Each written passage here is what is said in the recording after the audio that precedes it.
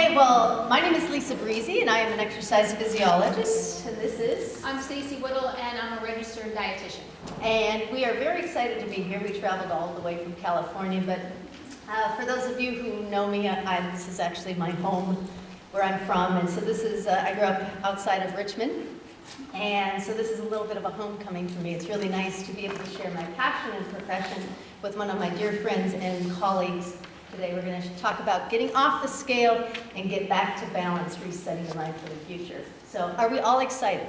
Absolutely. Absolutely. We're happy to see you.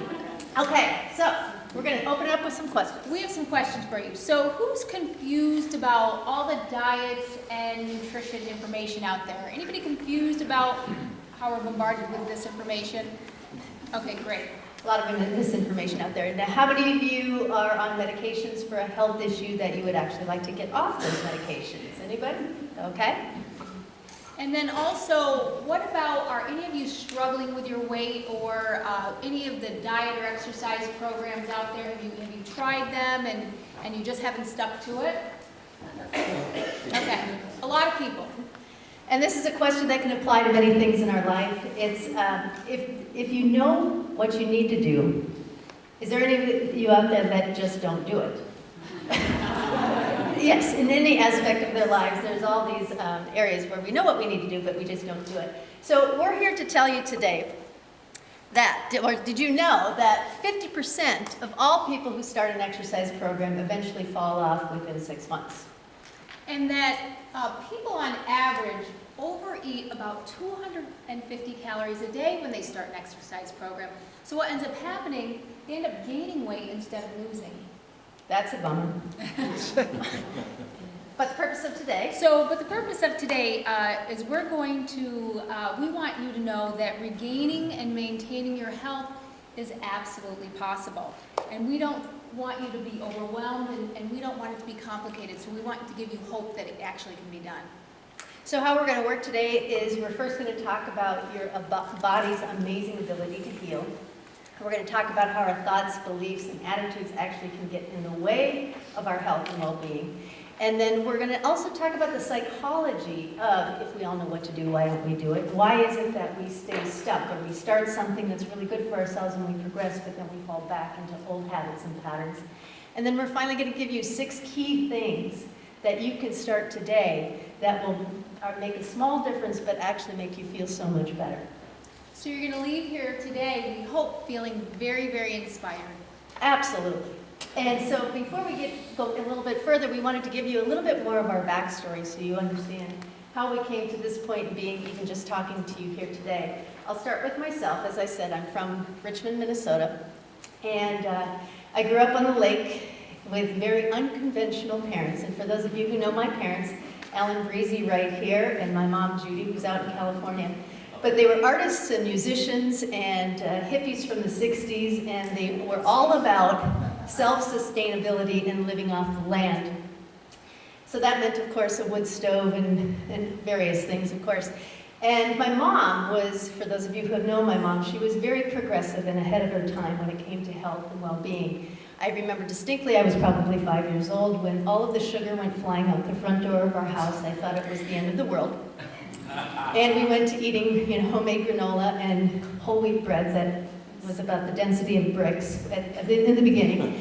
My mom bought goats, and we all milked goats. We raised chickens.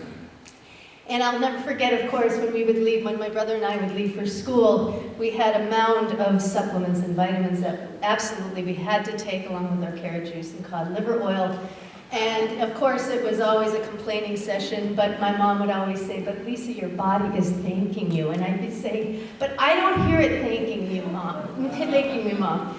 Anyway, now I look back, and I am very much grateful to her because she instilled in me a healthy way of living, or at least being mindful of how I eat. And then, of course, the activity and the exercise part of my life just came because I grew up in the country and was very athletic and had lots of cousins to play sports with and being on the lake. So when I was choosing a profession and choosing my major in college, I knew I couldn't just have a desk job and just be sitting at the computer all the day. I had to have movement in my life. And I also wanted to do something where I was sharing my passion, which is movement. So I ended up going to St. Cloud State University, and I was there for 2 years. And then my heart was calling me to California dreaming. And I ended up transferring to Pepperdine University in Malibu, California. And I got my degree in sports medicine in 1993. And from that time on, I worked as an exercise physiologist and wellness coach. And one of the first places that I worked for 7 years was the world-renowned Pritikin Longevity Center. Have any of you heard of Pritikin before? Pritikin was a residential program for people with heart disease, diabetes, and obesity, where they actually would come and live there for 2 weeks at a time and learn a whole new way of living. They get exercise every day. They eat the Pritikin diet, which was primarily vegetarian with some animal protein, low sodium, low sugar, low fat, and high fiber. At Pritikin, it was not uncommon to see people who came in with medications in 2 weeks' time get off their medications. I once saw somebody's cholesterol drop by 100 points just in 2 weeks' time, just from changing their diet and adding exercise into their life, and of course, practicing health stress management.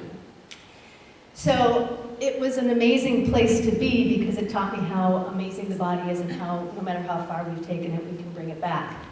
And then after 7 years of working at the Pritikin Longevity Center, I started my own business called State of the Heart Fitness in 2001, where I continued the tradition of designing exercise and wellness programs with people for all ages, health concerns, and fitness levels. And it was about 10 years ago that Stacey and I paired up and started working together and really sharing our passion in helping clients live a healthier lifestyle. So I'm going to pass it over to Stacey, and she can share her story. So I grew up a little bit different, although I grew up in a small town as well in Binghamton, New York. And my mom struggled with her weight. And so I remember very well, her talking about her weight, her being very, very concerned. We didn't have the cookies and the candy in the house, but I ended up, sneaking things. I'd go to my next door neighbors and go over to their house and eat white bread and eat the Fluffernutter sandwiches. I don't know if you've ever heard of those. That sounds familiar to my life too. So because she struggled, I ended up taking on the same behavior and the same beliefs about myself. And so, which is obviously one of the reasons that I went into this profession. So when my mom was on a diet, the whole family was on a diet, so I was on a diet for, most of my young adult life up until, until I went to school. So I just thought that there's just got to be a different way to do this, and I saw how she struggled, and I struggled, and I was pretty miserable. So I went to school at Syracuse University and got my bachelor in science in nutrition, and then did my internship at Strong Memorial Hospital in Rochester, New York. And then after that, I've done a variety of different things in the nutrition realm, and I first started as an outpatient dietitian and also clinical nutrition instructor at Florida Hospital in Orlando, Florida. And at the same time was a dietitian at the RDV Sportsplex, which is where the Orlando Magic basketball team practices, and then also was a dietitian at Celebration Health, which is located out near Disney World. So lots of stuff going on when I first got out of the field, and just still learning a lot about it. And then after that, I moved to California and became a dietitian for USC, which was really, really great. I was actually the first dietitian that they ever had. And I counseled the students there and some of the, the teachers and professors there. But I found that it felt very limiting to me, and there was a lot more information out there that I wanted to reach more people. So I ended up opening up my own business for about 7 years. I had my own private practice, and so I found that was a little bit isolating. I still wanted to reach more people, and I wanted to work with like-minded people like Lisa and some other physicians and acupuncturists and what have you. So it brought me to where I am today, which is I'm working at the Akasha Center for Integrative Medicine, which is a place where they practice regular medicine, or standard medicine, but also kind of more of a holistic approach. And so at the center, we offer acupuncture, physical therapy, they have psychotherapy, they have IV nutrition therapy, and we cater to all types of people, but we have some of our people are Julia Roberts, Reese Witherspoon, So it's kind of an interesting place, and I'm just so incredibly grateful that this is my profession, because I would be struggling like most people do, and so my passion is to help others to live a healthier life. Yeah, so like I say, we've been working together for about 10 years, but we are happy to say that this is the first time that her and I are giving a presentation together. So you are in our inaugural audience. Yeah, you would never guess? No, Really, you Jeff? guys you work really well. Well, you should hear us in the office. I mean, we're going back and forth. We always say we should have a radio show because we, you know. But it's much different speaking to everybody, so Absolutely. we're really excited to be doing this. So what we believe. So what we believe is that you can control your destiny when it comes to your health. You can change the course right now. And that a 360-degree turnaround is absolutely possible, and we've seen it. And we know that it can look daunting, but it can be done, and we want you to know that you can do it. Yay. All right, so, let's see, what do we have here? Oh yeah, this doesn't have to happen to you. I forgot to hit the slide. All right, oh, we're jumping to the gun. Lisa doesn't know how to work the thing, but that's all right. Investing in your future. Okay, so let's dive in. When we hear the phrase investing in your future, what does that mean to you? Money. Money, exactly. Said it very simply, yes. Oftentimes when we hear about investing in our future, it's all in financial terms. And so we work all of these years as hard as we can to save for our future, for our retirement years, when those golden years, when we're just going to go off and travel and really enjoy our lives. But what's more of the reality of that? Does anybody want to know? Or want to say? Offer, what do you think? Yeah.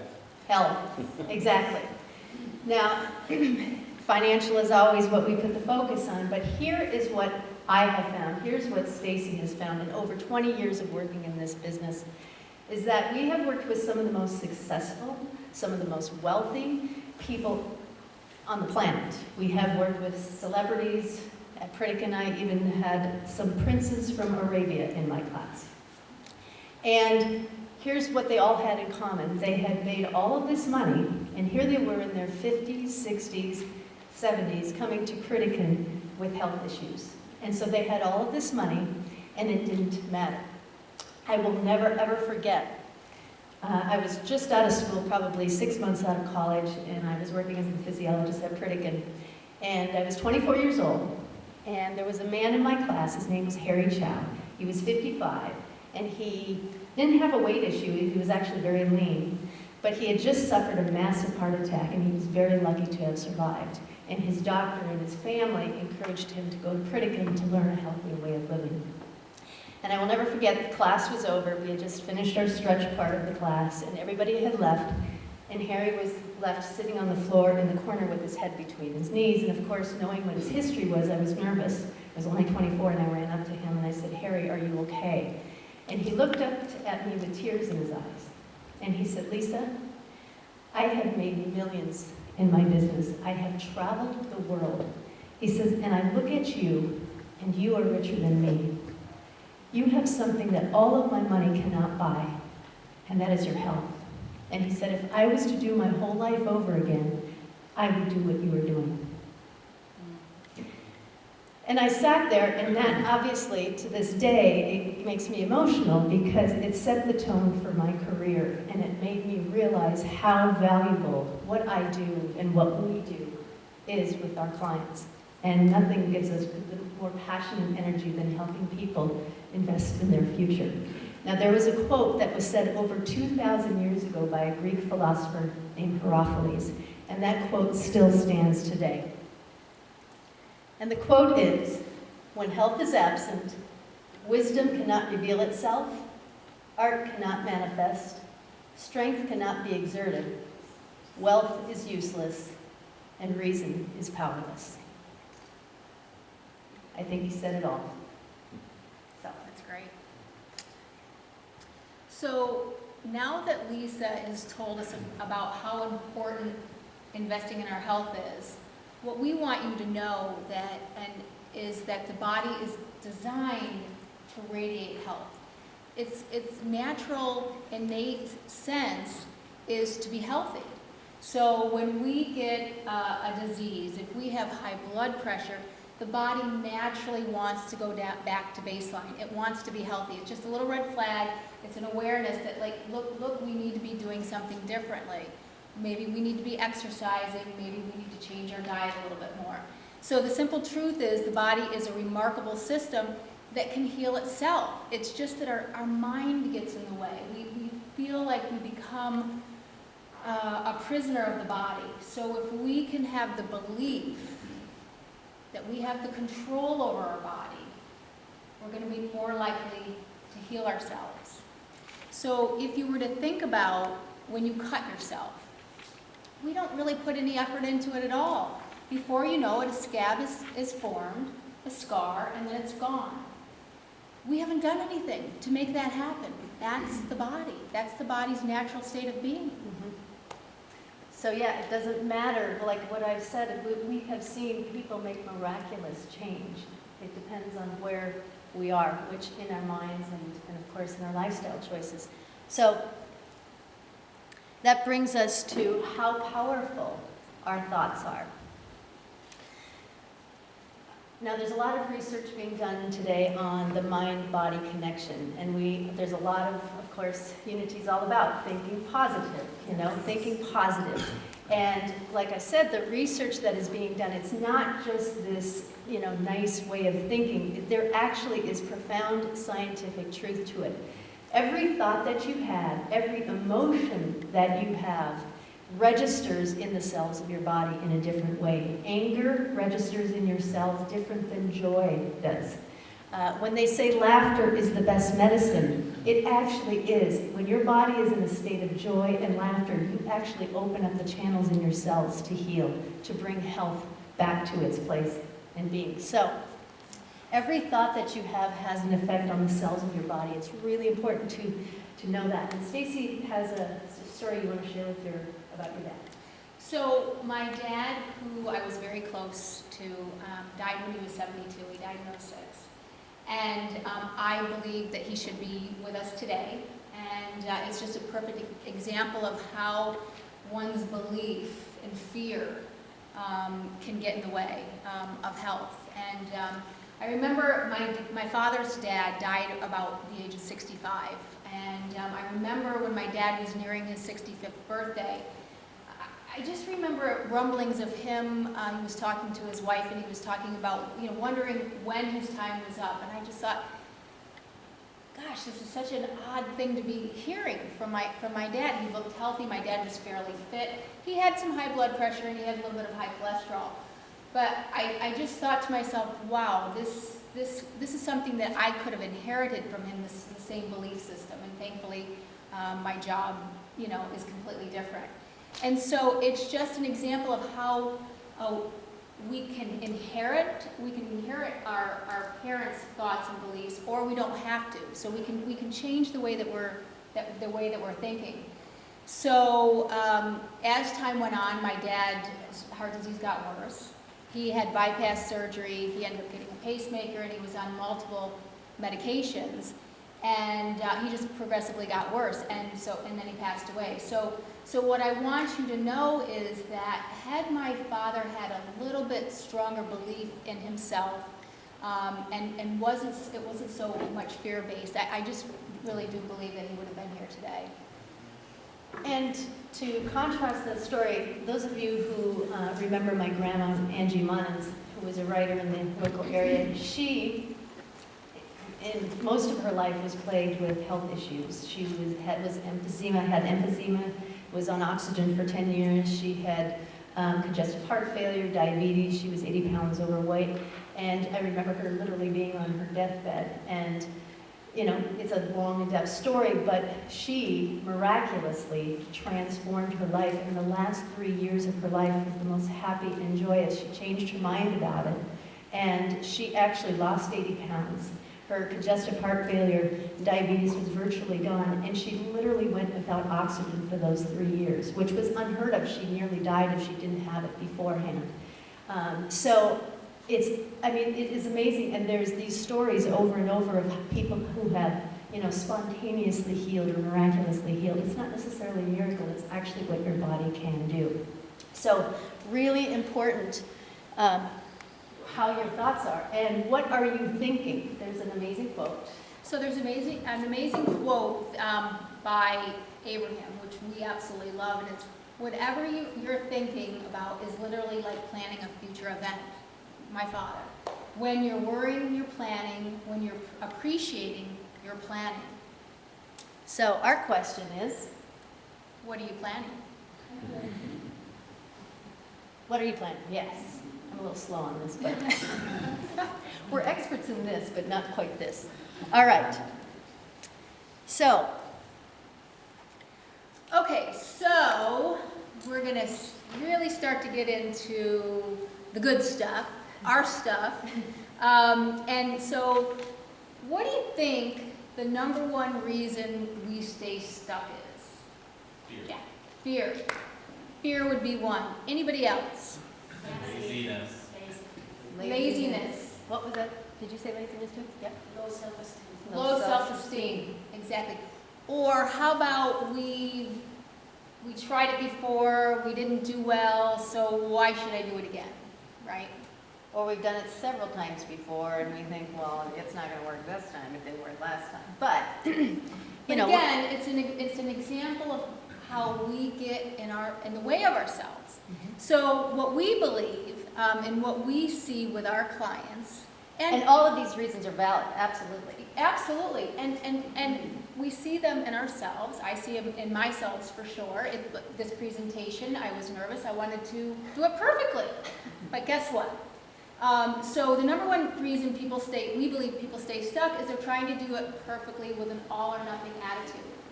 So Does that resonate in here at all? Any all or nothings here? So we have an idea of what the perfect exercise program looks like, or the perfect eating plan looks like. I don't use the word diet because I don't like the word diet. It just makes me feel it. The diet reminds me of growing up, number one, feeling restricted, feeling like I can't have what I want.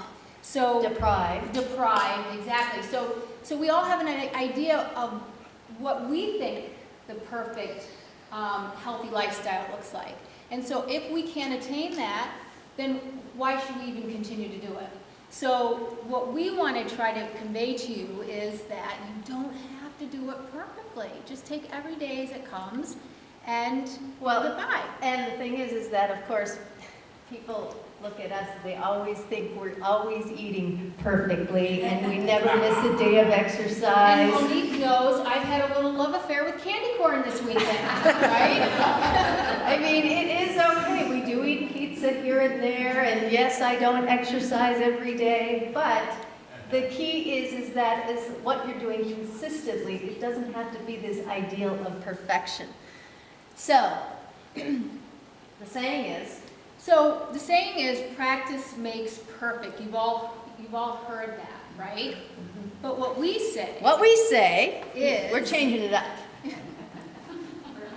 Practice makes permanence. Let's all say it together, boys and girls. Practice makes permanence. okay, so in order to become well versed at something, Alan had to practice the guitar to become very good at it.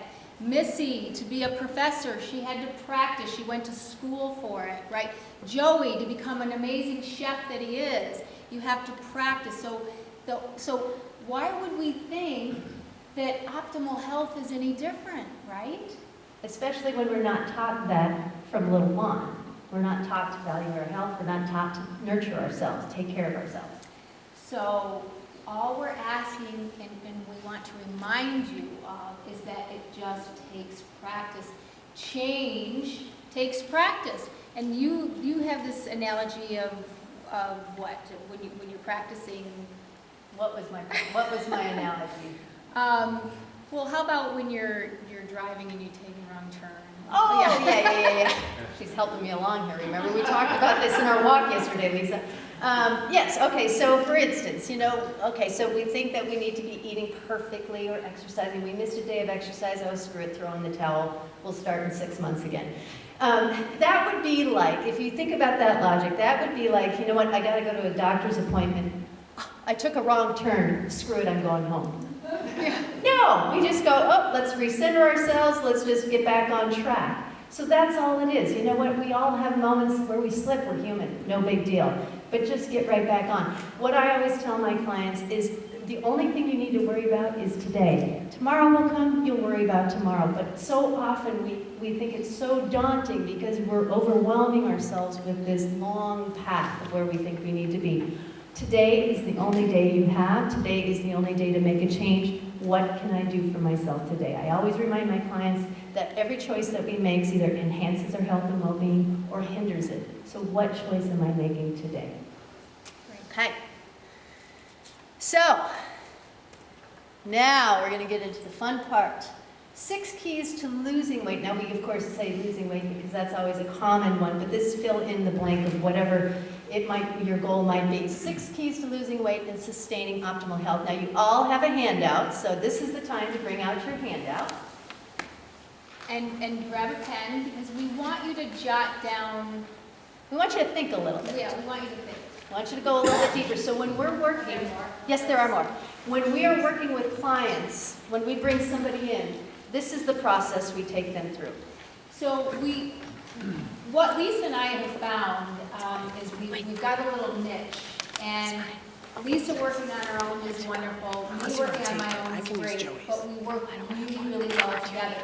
So if we have a mutual client that is stuck, that just seems to be struggling, we bring them into the office, and we do a group session with them. And the reason that we do that is we want to get them to become very clear about why they're doing this, why they're here to see both of us. And so we want you today to think about why. Why did you come here today? What was it that interested you? And so, some of your whys will be different. Some people, it's, I just want to lose weight. I want to get into the clothes in the other part of my closet that I haven't been into in quite some time. I want to get off my blood pressure medication. I'd like to reduce my cholesterol, because if I don't, my doctor said I'm going to have to go on a cholesterol-lowering medication. So write down why. Why do you want to do this? What does it mean to the bigger picture in your life? What would be the benefits of you making this change? Okay? And then, really important here, because we see this all the time, is what would the obstacles be? What would be the perceived obstacles that would prevent you from making this change? Would it be, I'm living with somebody who isn't in alignment with overall health? Is it that I want to do this, but the holidays are coming up, right? Why bother now? Let's start in January. Right. And then here's another Right. Here's another one. What is the cost to myself and my health if I don't make this change? So where are you going to be a year from now? And where will you be 10 years from now if you don't make this change? So just take a few moments. Take a few moments. Think about that for yourself.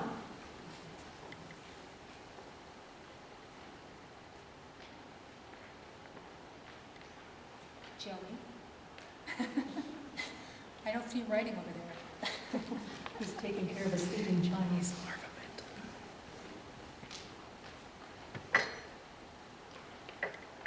Is there anybody that would like to share what maybe some of their obstacles would be, or why they would like to make a change? Anybody? Yeah. Well, I'll share my obstacle is eggnog season is really starting. Eggnog, love it. Oh, We have eggnog too. Yes. and that dang magic shell ice cream topping. Mhm. Just terrible. Yes, yeah.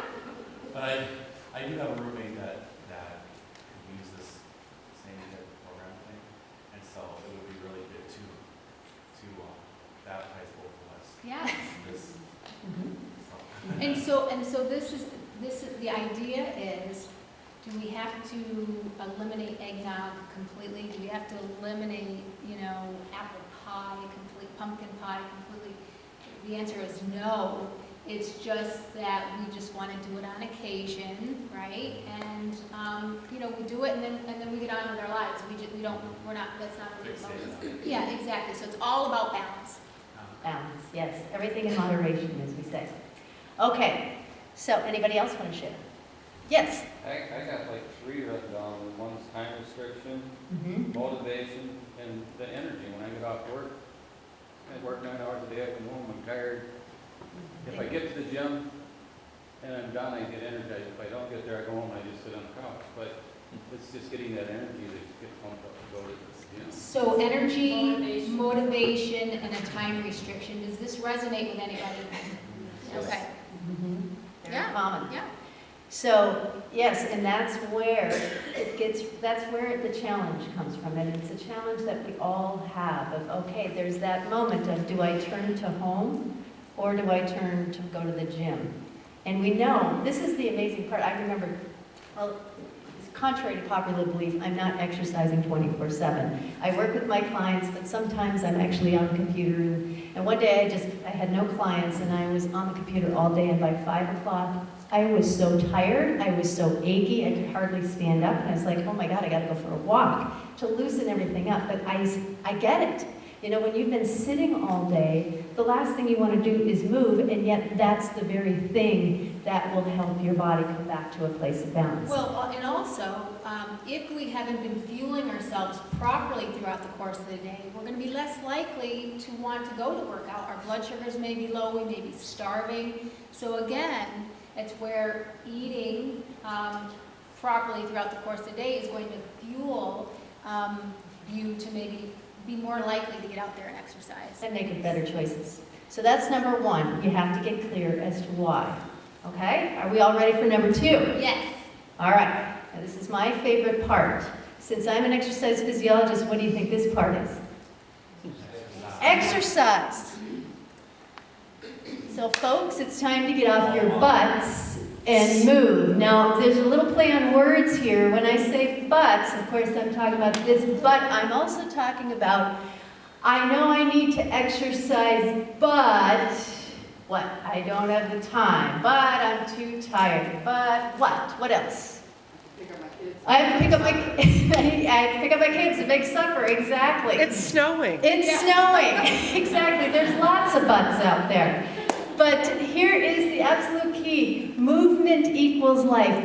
We have to move. If movement equals life, sitting and being sedentary equals Death. exactly. And we know how detrimental sitting is. I felt that one day. I was like, oh, if we're doing this, and a lot of us have desk jobs, so it's easy to feel that. So we need to move. The American College of Sports Medicine recommends that we get at least 30 very active minutes a day, which means that you're elevating your heart rate, you're circulating your blood, you're circulating your oxygen to your brain. Do you have 30 minutes a day? Who's got 30 minutes? How about 3 10-minute segments? There you go. Break it up, you can do that. And the question is your health worth it to you? Are you worth it to you? Think of your future. I'm investing in my future. I'm investing in myself. Now, you've probably also heard that we have to have 10,000, or the ideal is to have 10,000 steps, walking steps a day for optimal health. Has anybody heard that before? Now, there are activity trackers, there's pedometers, there's this thing called the Fitbit that Stacey and I have been wearing, and Missy's been wearing, and a lot of our clients have been wearing, which actually track the number of steps that you walk. It tracks the number of calories that you burn. It actually monitors your sleep, so you can see how efficient your sleep is, and we know how important sleep is to health. Have you ever heard of a Fitbit? Anybody? It's awesome. Okay, great. So Fitbit.com, if you're interested, it's really an amazing tool. And it's a tool for awareness, because it lets you know how active or inactive you have been. I mean, there's been times when, I haven't always reached my 10,000, but it's a true story. It was about 9:30 at night. I was ready to go to bed, and I checked my Fitbit, and I was 500 steps short of that 10,000. Well, what do you think Lisa did? She went and walked around the block, and then it buzzed, and I'm like, okay, I can go to bed now. But, okay, there's a little competitive spirit in all of us, though. So, movement equals life, 10,000 steps a day, 30 very active minutes. And it's the time in our program where we all get to get up and move, shake those butts and move. Are we ready? Yeah. Yeah. They're like, We're ready. So everybody stand up. Give yourself some room. I mean, we couldn't have a presentation on exercise and health without having some movement.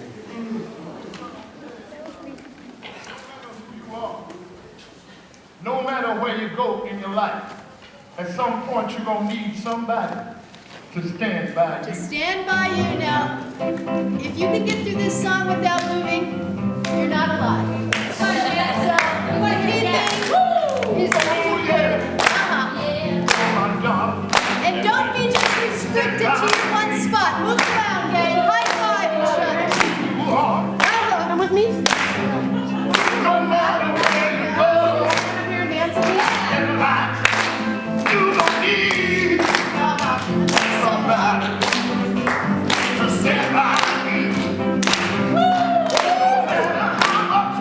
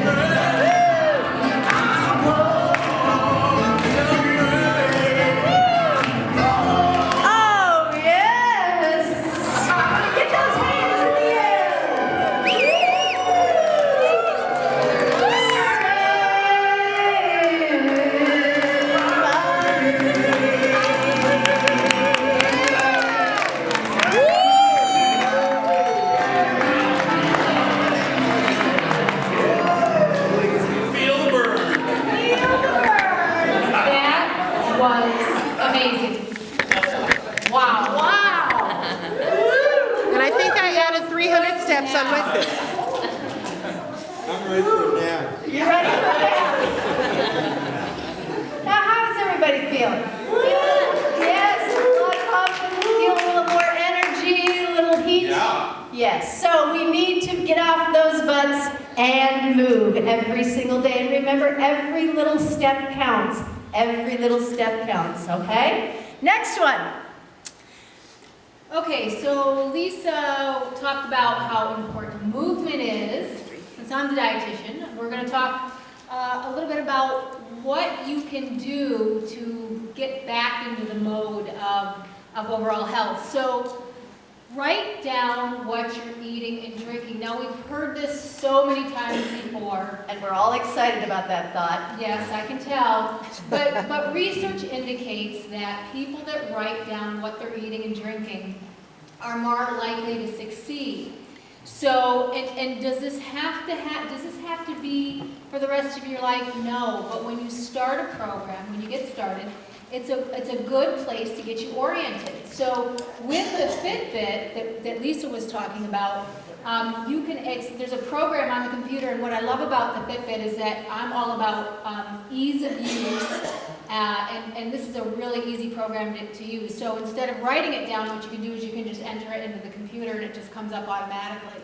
So writing things down is really important. Typically when somebody comes in my office, and I counsel them, it's one of the things that I have when they leave, is I give them a food journal, or if they're using the Fitbit, but I ask them to record their food and drink.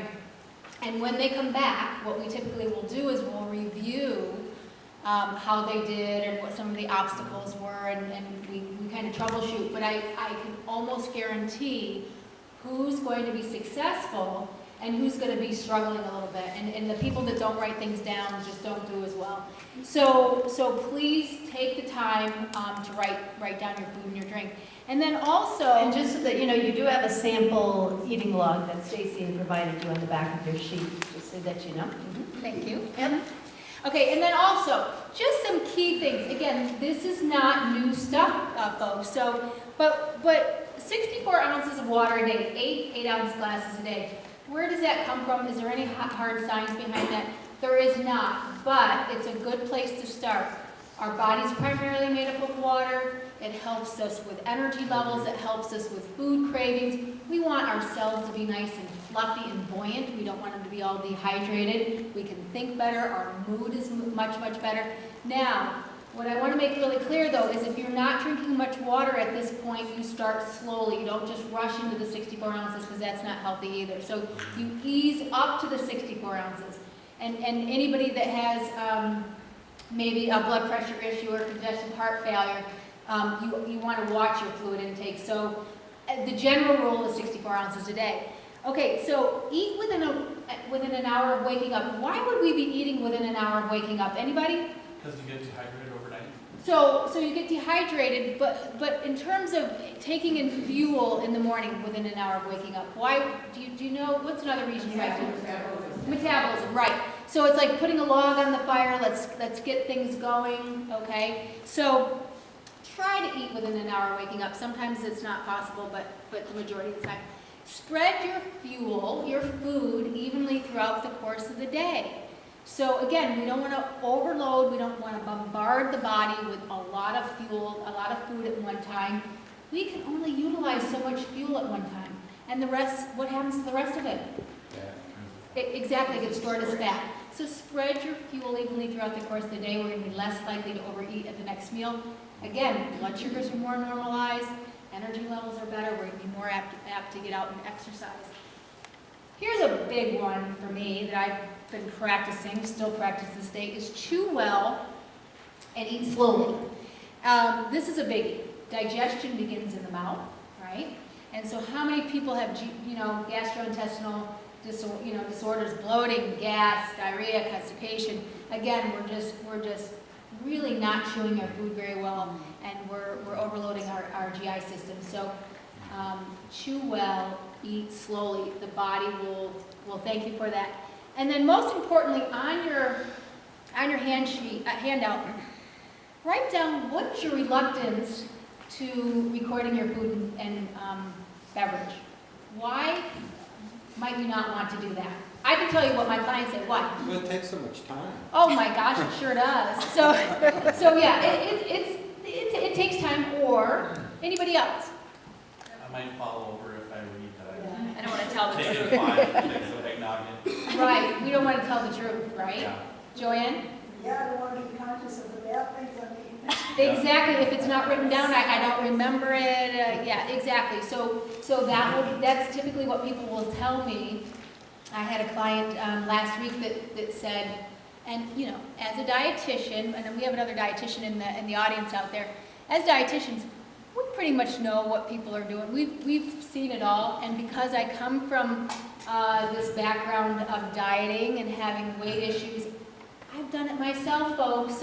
So I've pretty much seen everything, and I've probably done most of it myself. But we want to be very aware. Like Joanne said, if we're aware, we're going to make healthier choices. So that's really, really important. Okay, so moving on to number 4, before we go there, I want to ask, how many of you have any stress in your life? I don't. I know, me neither. And of course, whenever I ask that question, it always gets laughed, because we all have stress, absolutely. So there's healthy stress management techniques and there's unhealthy stress management techniques. Anyone want to say what an unhealthy one is? Cocktails. Drinking, eating, smoking, yes, exactly. So what we want to do is we want to give you one simple, very healthy, very basic thing that you can do today, you can do anywhere, in any moment. And it is small, but it can actually reset the course of your day. And what is that? Anybody want to guess? Breathing. Meditation. Breathe. So that's what we're going to do right now. You know, you think, well, of course I breathe. But actually, a lot of times when we're stressed, and if we're chronically stressed, we don't even realize we're holding our breath. When I came in here today and I was nervous, I was barely breathing. But now it's just fine. Now I just feel that. Okay, so, but a lot of times we actually don't know how to breathe that is in alignment with our body. We breathe short, shallow breaths and often through our mouth, which actually creates more of a stress response in our body. Our muscles get tense, our heart rate goes up, blood pressure rises. So what we're going to do is we're going to do a little breathing exercise, just a few simple minutes here. So I want everybody to sit up tall with your feet anchored on the floor. Back is tall, shoulders square with those hips. And I want you to just close your eyes for a moment. And the reason why we close our eyes is just to bring our awareness inside and our focus inside. So just bringing your awareness to your breath and following your breath in through the nose and down deep into the lungs, as deep as you can take it, and literally feel the expansion of your rib cage as you breathe in. And you can even hold your breath there for a moment at the top of the breath and just feel the energy in your body. And then as you exhale slowly, just follow that breath back out through your nose. And I want you to notice how your body feels differently on the inhale versus the exhale. And each breath going a little bit deeper into the lungs, and on the next one, I want you to even take it into the abdomen. So imagine you have a balloon in your abdomen, and as you breathe in, you're literally expanding your rib cage and your abdomen, holding the breath there for a moment, feeling the energy. And then again, as you slowly exhale through the nose, notice how your body feels different.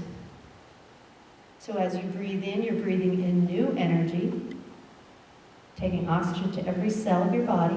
As you breathe out, you're letting go of any stress, any worry, any muscle tension. Remember, your body simply follows your mind. So worry is usually where we're dwelling in the future or we're dwelling in the past. We're worrying or we're dwelling. Peace and inner calm comes in the present. So just feel what that feels like. Take a few more breaths and breathe in gratitude on these last couple of breaths. We're appreciating. And remember, when we're appreciating, we're planning our future.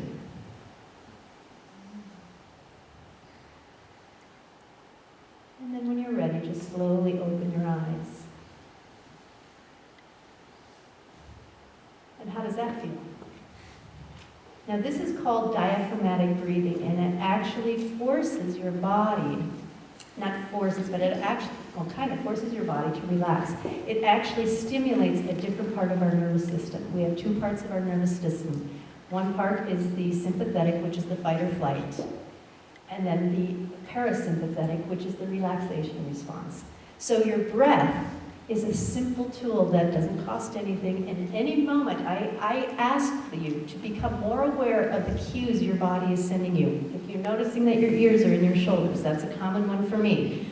Okay, I've got to drop my energy, I got to let it go, I got to take a few moments to recenter and breathe. But if you can do this a few times throughout the day, especially when you feel stressed, it will change everything.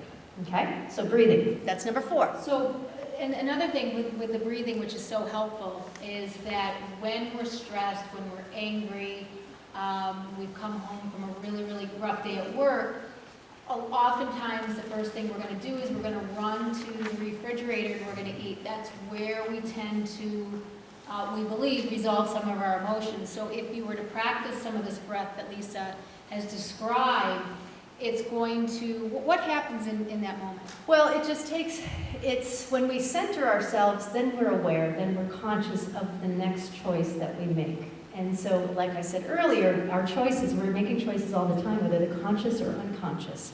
And they either enhance our health and well-being, or they take us away, they hinder our health and well-being. So what the breath does, just taking a moment to pause before, oh, do I want to do that to myself? Do I want to, eat something that I really don't feel like eating because I know I'm not going to feel good about myself after? It just it centers you for the moment. You connect with your true self, and you get to decide, make a different decision.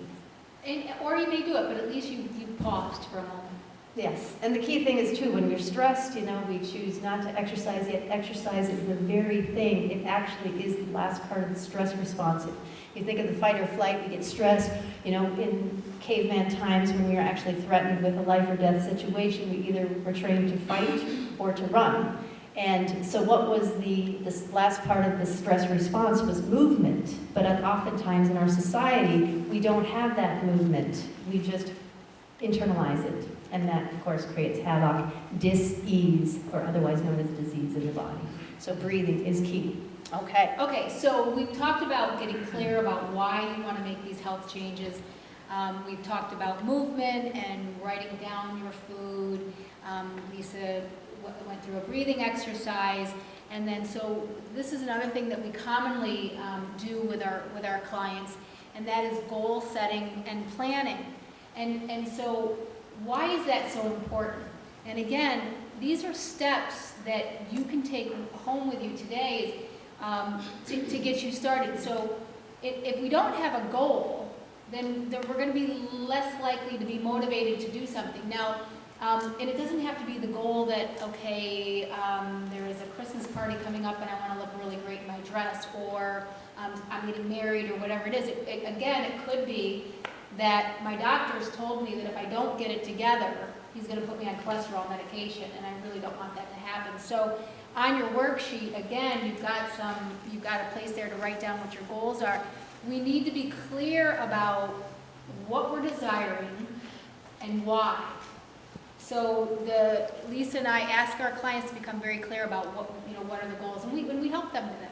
And then you have to have a plan. Because how many of you have started a business and you want to be successful in a business, but you don't have a business plan? Or, yeah, exactly. Or, you want to train for a certain event, but if you don't have a training plan, it's not going to get you there. So just like, an eating plan, an exercise plan, you have to plan. And usually what we'll do is we will sit down and plan their week. We'll sit down, and on that sheet that has the the eating log is also like an example, a sample exercise. Like if I've sat down with my clients and actually get specific, okay, the week is coming up, we need to plan.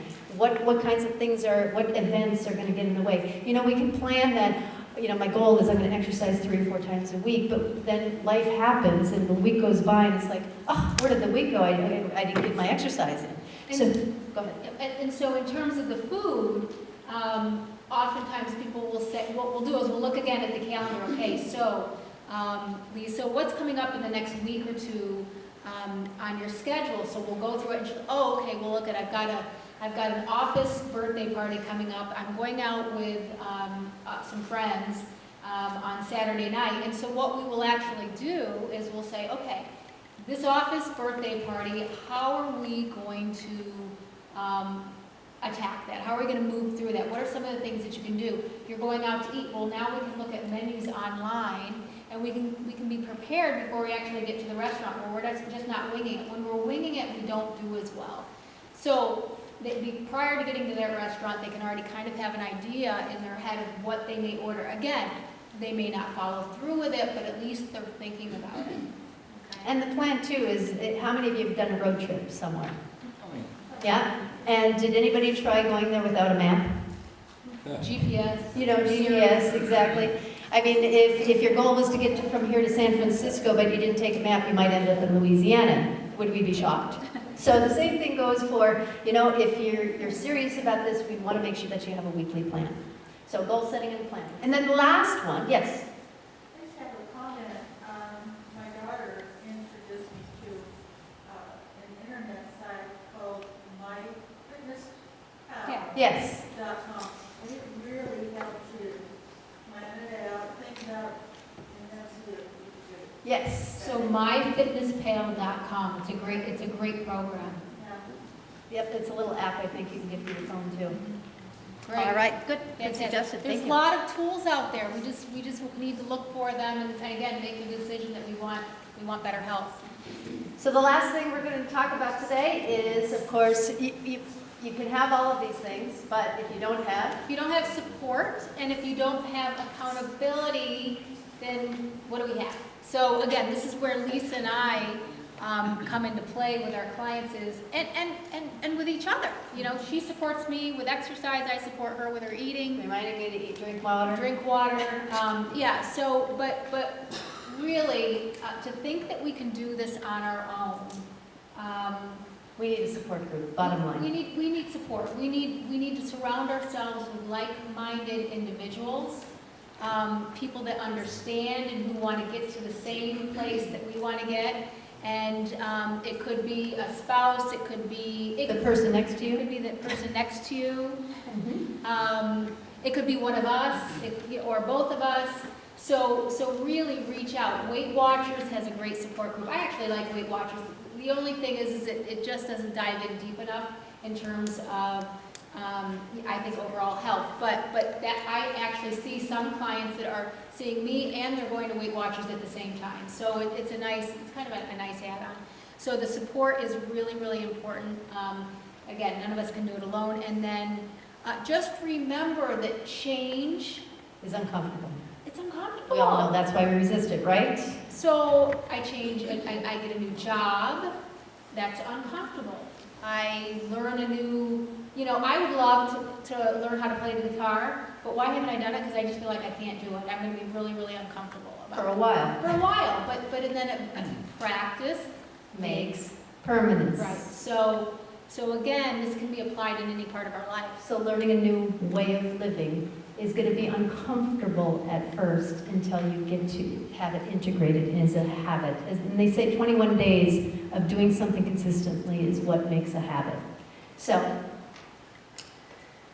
basically, that is what we came here to talk about today. So what we did to recap, we talked about how investing in our future really is a shift from being a financial investment more into an investment in ourselves, an investment in our health. And number one, seeing that we are valuable and worth that. Two, we talked about how our body is designed to radiate health, that is what it's programmed. Three, we talked about how our thoughts and beliefs can affect our health and well-being and get in the way of that.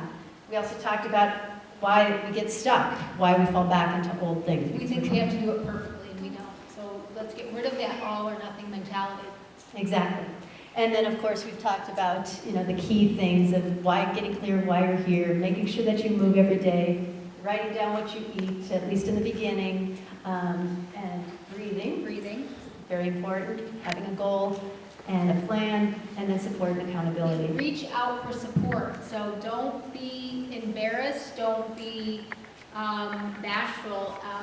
I think sometimes when we put it out there, we make ourselves vulnerable to another person. They can begin to relate to you, and the chances of our success are much greater. So make yourself vulnerable and reach out. And so before we leave you today, we actually, what Stacey and I have actually put together, is we created a program for people, a support program for people. And so that, we know not everybody can be in our office and we can't work with everybody one-on-one. So what we have done is we've created a 6-week support and accountability program that is actually over the phone with weekly phone calls. It's a 6-week jumpstart program that actually we're starting next Monday. The phone calls. At 7 o'clock. Has 7 anybody o'clock ever or done something. a teleseminar, like a class on the phone? You just dial in, you can be in your car, not that we recommend that, or from home, and you actually would get us to guide and coach you in the next 6 weeks, which is a kind of a good time because the holidays are coming up, give you some confidence. And every night we do a different educational topic and give you some exercise, nutrition guidelines, and support along the way. And so we've made it at a very affordable cost. So if any of you are interested, it's listed there. And if you want to talk to us or you're interested in more information or would like to sign up, we'd love to be able to support you. Absolutely love it and be able to connect with you. So we'll leave you with the last slide, and then if you have any questions, we'll be open to answering. The last slide kind of just summarizes. Oh, we hope you're feeling inspired. She's pointing to this big line here. Well, what we want to also ask you is, so you're feeling inspired. We've given you these really great, tips and keys. But what we want to ask you is, what's going to be different about tomorrow when you wake up? So you leave here, you got all excited. You wake up tomorrow, and we're doing the same thing. So think about where you're going to be tomorrow. And if we can help you, we would love to. Absolutely. So the last slide is just kind of a fun little slide, but it summarizes everything. Let's see. Okay, yeah, we did that. Sorry, I'm a little behind. There. We love this slide. It is about as basic as it comes, but it says everything. Can everybody read it? How many of you have your little comfort zone? We all know what it is, exactly. But look at where the magic happens. It happens outside. And sometimes in order to reach and to have that magic in our lives, we have to step out of that comfort zone. And it's going to feel a little uncomfortable. And that's why we have each other. And to let you know, this was uncomfortable for us, right? Yeah, I mean, absolutely. even though this is what we do in terms of, educating, but being in front of a group of people, it's just You did great.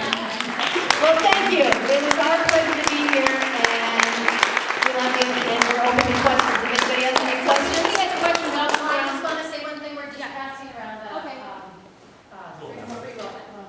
love offering. Oh, okay. Oh, you're very sweet. So, questions? So, does anybody have Yes. any questions?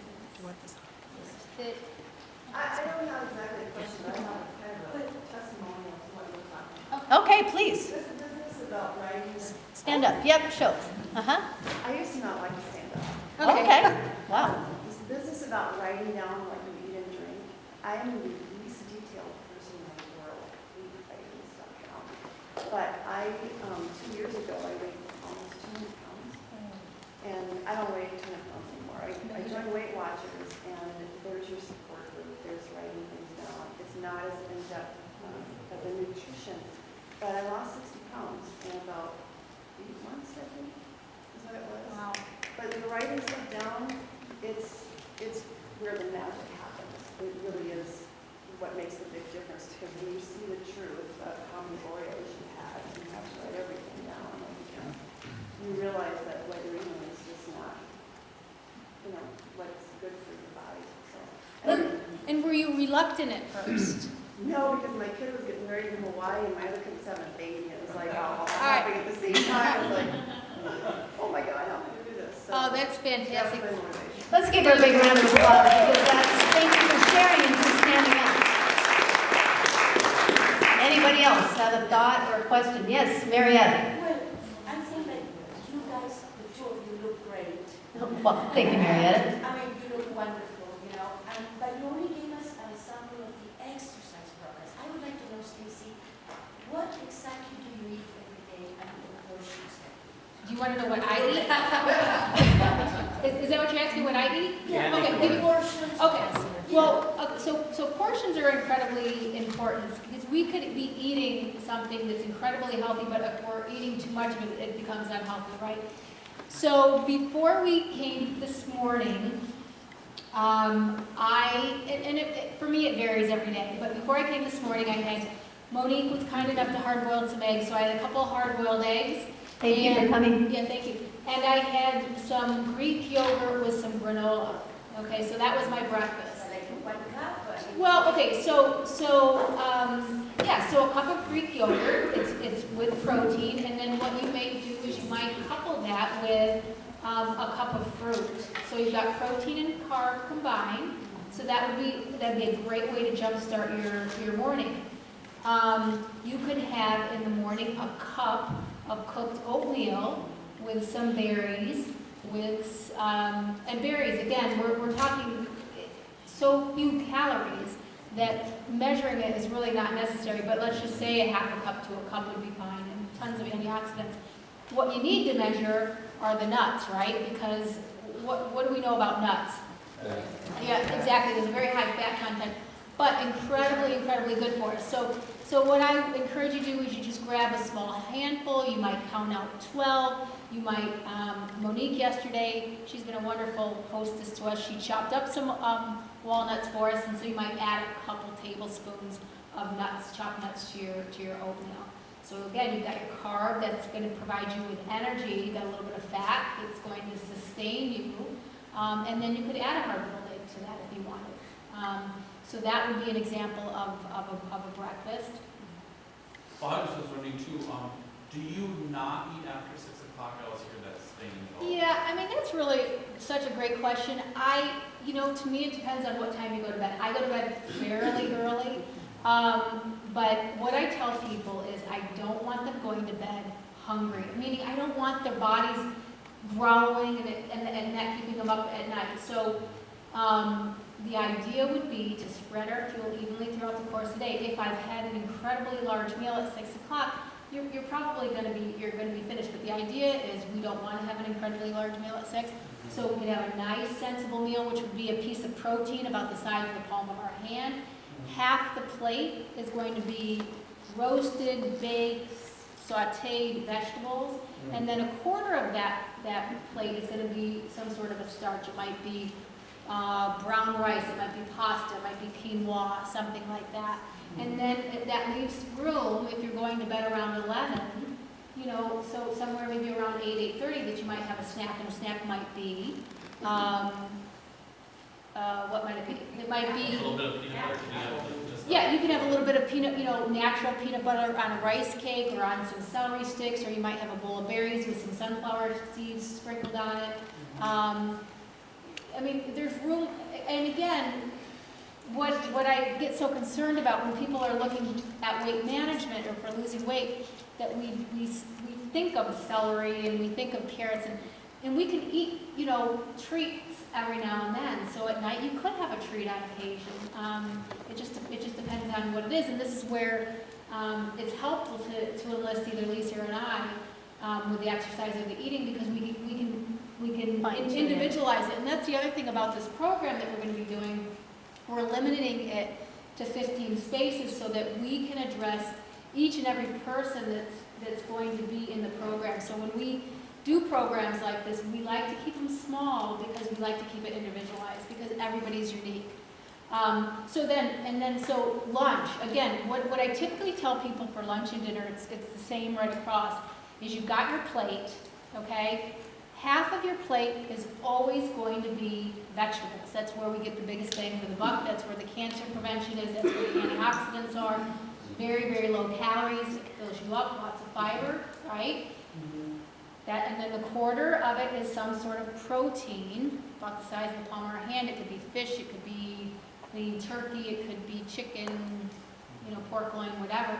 And then the other quarter is going to be some sort of a starch. It could be, right now, I keep talking about Monique, but she's been amazing. We had buttercup squash yesterday, which was really good. So, winter squash is coming out, and but it could be brown rice or something like that. So lunch and dinner is something like that.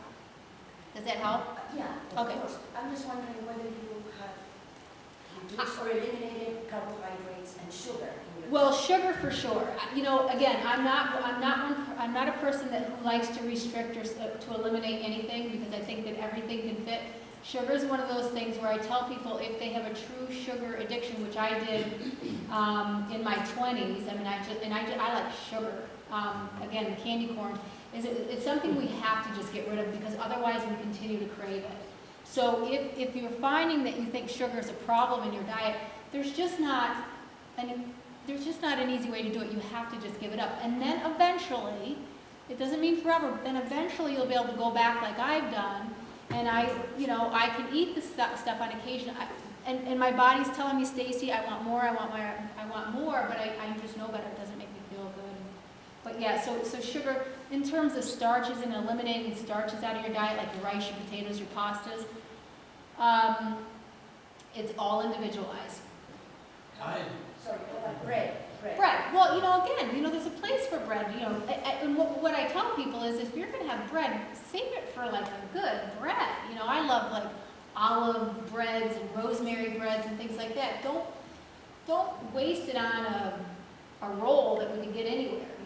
Make it really count. But yes, we could have a beautiful, nice, open-faced, whole grain, nutty bread with some sliced turkey and tomato and lettuce and cucumber and avocado on it. Doesn't she talk about it? I know. Yeah. Can you tell I love the food?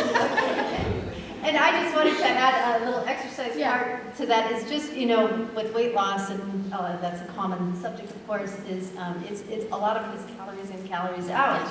And it's not fair. A lot of times, people say it's not fair, but we can consume a lot of calories in a short amount of time. But it takes a long time to expend those calories. So sometimes I like to say, okay, so you have, that nice piece of chocolate cake in one hand that's about 500 calories. How much time on the treadmill does it take? Does anybody, okay, how quickly can we consume chocolate cake? Probably a few minutes, 500 calories in. How long does it take to expend it? About an hour and a half. So, good brisk walking. So you could say, is it worth it? And again, Stacey says, it's not about depriving yourself. You can have a little bit, just not the whole thing. It's finding that balance, getting off the scale, get back to balance. And that's the great thing about, and we have no affiliation with Fitbit, but the great thing about the Fitbit is that it factors in, it will give you a caloric number that you can have during the day, and based on your exercise.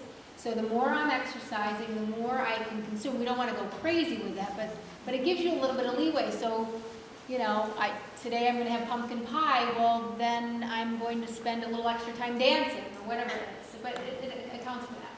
Just a testimony about the sugar piece. Yeah. I quit sugar the end of July. I have looked in my list of ingredients on foods and everything. Have completely cold turkey. And I was what I consider a sugar hog. Yes. And so, first of all, it wasn't that difficult. But the benefit was, I went back to that bowl of, I love turtle sundaes, bowl of ice cream. I ate it and it's like, it didn't even taste that good. Yeah. You can do it and it isn't that bad. But, and let me ask you, what prompted you to do it? And for those because I will tell you that people will say, how did you do it, really? What were some of the steps you took? Well, as many of you know here, I have cancer, and sugar is cancer's friend. And so it was one of those things that was like, I'm eliminating that from my diet because I wanted to be living healthier. I want to live longer. Good. I don't want to cut short. Right. So, The one that got me to eat the steel clothes. Yeah. so there's a lot of things that I changed, but when I first looked at the list of the things that I really need to be changing for my health, the list was long and arduous, and I was like, I can't do this. And then a month later, I went back because I see a nutritionist for counseling, and I looked at it and went, I can do this. Good. And so after a month, it kind of worked through and was like, I can do it. Good for you. So, That's great. yeah, Absolutely. Good job. Yes. No sugar, no soy, no corn, no dairy, no gluten. Good. So, Yeah. And if our thoughts create our reality, let's send her lots of love and healing energy right now. Yes, Absolutely. absolutely. And anybody in the room that needs that. We all need healing, right? We all need to heal our hearts in some way, shape, or form, our bodies. So let's just send love to everybody, because My business is called State of the Heart Fitness, and it's about, healing our heart so we can heal the world. Yes. Well, just on a note to that, we all benefit, we all collectively as a community benefit from Sue choosing to take care of her health. We all love Sue. And it's just, it's hard to imagine, like, coming here on a Sunday and Sue not being here with me. So Yes. we all benefit from you making that choice, not just me.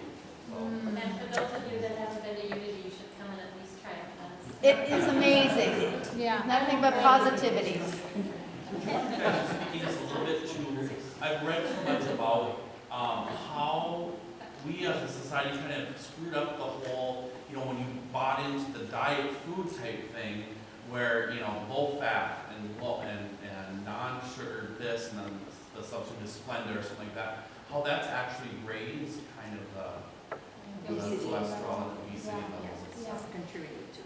Yeah, so again, because I'm so familiar with dieting, I started at such a young age, so I kind of did the whole spectrum of dieting. So we went from fat was bad for us, no matter what kind of fat it was, right? We went from that carbs were bad for us, and now gluten isn't particularly good for us. And then that we couldn't have sugar, but we could eat a lot of artificial sweetener.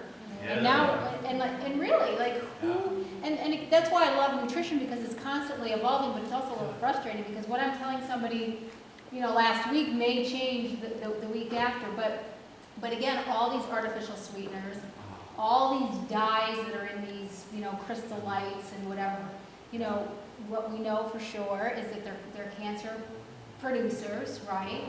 And if we just sort of think intuitively, we're putting something man-made into our body. I'm not quite sure that our bodies were designed for that, right? So some people are, again, we all have these kind of latent cells in our bodies that will not do anything for the course of our lifetime. But if we get the perfect storm, which may be an incredibly stressful time in our life, or if we've been eating a really, really unhealthy diet, or if we're bombarding ourselves with chemicals like artificial sweeteners and what have you, bam, something may happen. So, but what we know is with artificial sweeteners is that the body actually recognizes it as a sugar. We may not absorb it the same way, but it recognizes it as a sugar, and we still crave sugar. I know back in the day I used to drink Crystal Light and Diet Coke, and that's all I wanted.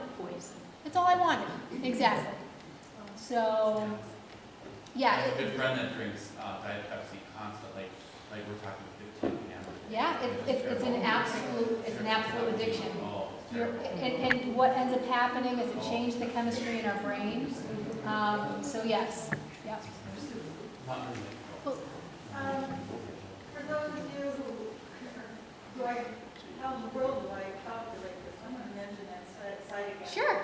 Because once you get your information in there, the calories, well, you have to go to see. But if you put in, say, a cup of something, it's going to be list on the overall program for the day, how many calories, how many proteins, how many sugars, how many. Okay, so at the bottom of the list, and you can plan it as you go. At the bottom of the list, you will know if you have too many sugars, and that is the one thing that I always overdo on. And then they calculate the exercise that you put in for the day, and subtracts that from your calories. It just gives you a good idea of what you're doing or not. It's a great awareness. So myfitnesspal.com, and if anybody else has any questions, again, write them down on the card with your email, and then Lisa and I will address them. We can email you. We'll answer you with your email. Yeah. But we'll be around afterwards. Yes. I have a question. You said 7 o'clock for your teleconference. Uh-huh. Is that California time? No, that's your time. Oh. Yeah. We accounted for that. Yes. Yes, so if any of you are interested, again, if you have any other questions, just write them down, give them to us. We will address them, through email, otherwise phone call. And then if you're interested in how we can support you next week, starting next week, we'd love to. And thank you. Yeah, thank you so much. You guys are great. Well, thank you. All right. Is it time to go sledding? Yeah.